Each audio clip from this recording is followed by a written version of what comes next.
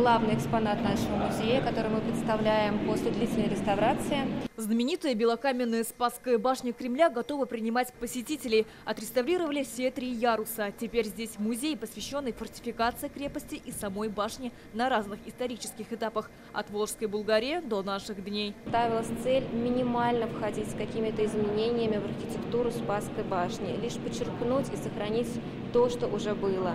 Поэтому внутри Спасской башни сохраняются балки, которым, как установлено, более 250 лет, которые были лишь дополнены укрепляющими скобами. Вот эта стена какой век?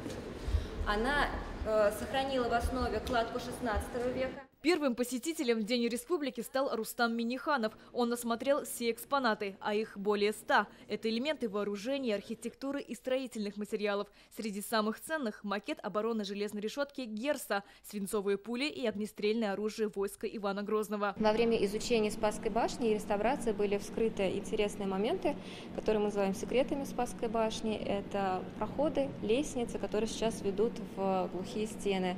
А прежде это был проход из башни на крепостную стену. Обновленное пространство ежедневно сможет принимать 150 посетителей. Здесь и видеопроекции, и сенсорные экраны, и интерактивные площадки. На внутреннем балконе купола теперь можно посмотреть световое шоу «Сон Кремля». С помощью музыки и 3D-картинок с нами напрямую общается Спасская башня. Ее финальная фраза «Прошли года, а я, как и прежде, белокаменная».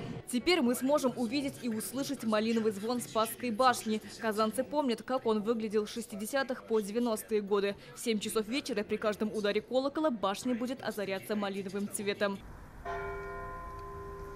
Рабочие отреставрировали и стрелки часов, заменили латунную облицовку звезды на более долговечную из нержавеющей стали. Теперь она покрыта нитридом титана. У нас есть концепция развития нашего музея-заповедника, и вообще предполагается, конечно, еще заняться башнями. И вообще вот у нас в перспективе мы все-таки надеемся сделать круговую экскурсию по стенам и башням, но для этого еще очень много предстоит сделать. Уже завтра Спасская башня откроется для всех желающих. Посещение доступно по билетам. Сирина Васильева, Лейсан Саитова, ТНВ, Казань.